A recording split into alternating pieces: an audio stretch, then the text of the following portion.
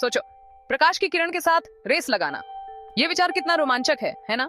बिल्कुल किसी science fiction film जैसा, है ना? लेकिन ये केवल कल्पना नहीं है, बल्कि विज्ञान की एक गहरी सच्चाई है।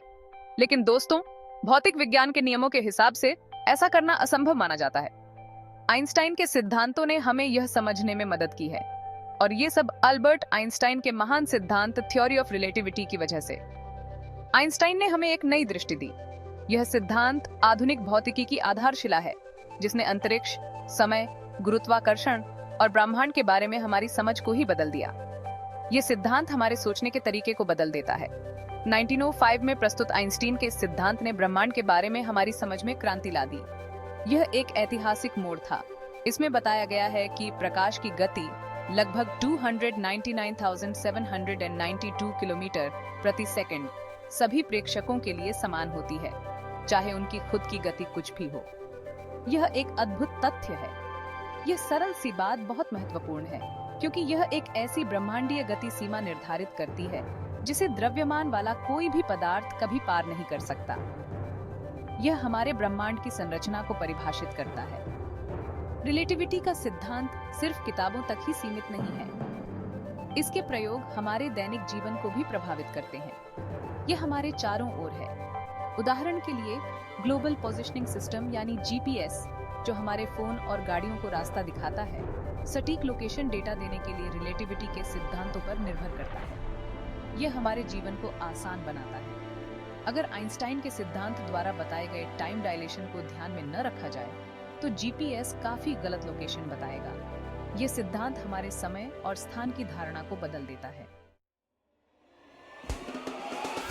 आइंस्टाइन के सापेक्षता के सिद्धांत का एक सबसे दिलचस्प पहलू द्रव्यमान और ऊर्जा के बीच के रिश्ते का व्याख्यान है। यह सिद्धांत हमें ब्रह्मांड के गहरे रहस्यों को समझने में मदद करता है।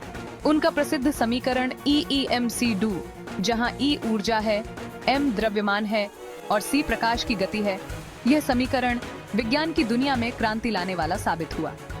यह दर्शाता है कि द्रव्यमान और ऊर्जा एक दूसरे से जुड़े और परिवर्तनशील है।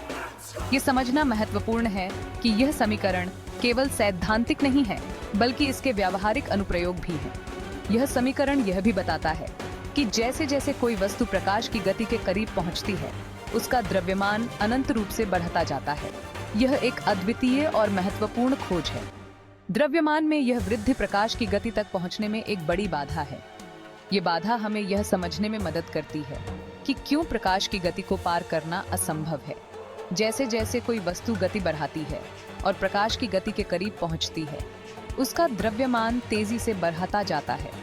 यह वृद्धि इतनी तीव्र होती है कि इसे नियंत्रित करना मुश्किल हो जाता है। इस बढ़ते द्रव्यमान को गतिमान रखने के लिए और ज्यादा ऊर्जा की आवश्यकता होती है। यह ऊर्जा की मांग इतनी अधिक होती है कि इसे पूरा करना लगभग असंभव हो जाता है। प्रकाश की गति तक पहुंचने के लिए सैद्धांतिक रूप से एक वस्तु को अनंत ऊर्जा की आवश्यकता होगी, जो कि असंभव है।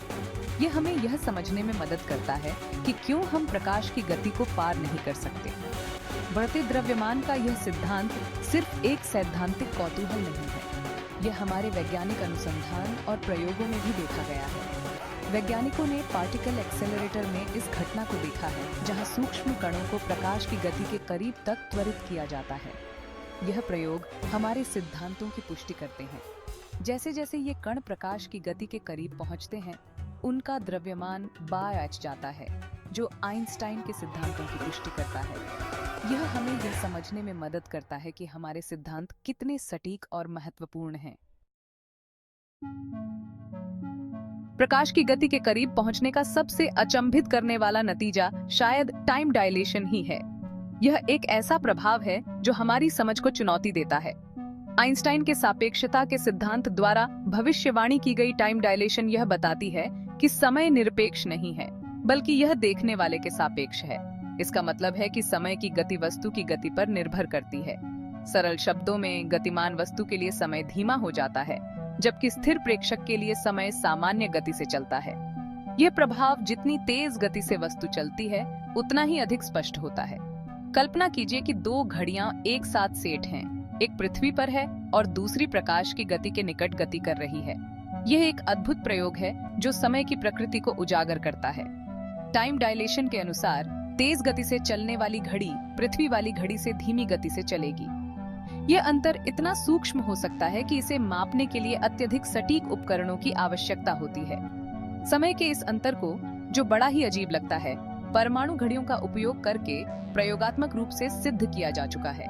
वैज्ञानिकों ने इसे कई बार मापा और पुष्टि की है। टाइम डायलेशन के निहितार्थ बहुत ही महत्वपूर्ण हैं, खासकर जब हम इंटरस्टेलर यात्रा की संभावना पर विचार करते हैं। यह हमें ब्रह्मांड के दूरस्थ कोनों तक पहुंचने की अनुमति दे सकता है। अगर मनुष्य प्रकाश की गति के करीब यात्रा कर पाते हैं, तो उनके लिए पृथ्वी पर रहने वालों की तुलना में समय बहुत धीमा हो जाएगा। यह अंतरिक्ष यात्रा को एक नई दिशा दे सकता है। समय के इस अंतर के कारण अंतरिक्ष यात्री अपने जीवन काल में दूर तारों तक की यात्रा कर सकेंगे, जबकि पृथ्वी पर सदियां बीत चुकी होंगी। यह एक अद्वितीय और रोमांचक संभावना है जो विज्ञान कथा को वास्तविकता में बदल सकती है।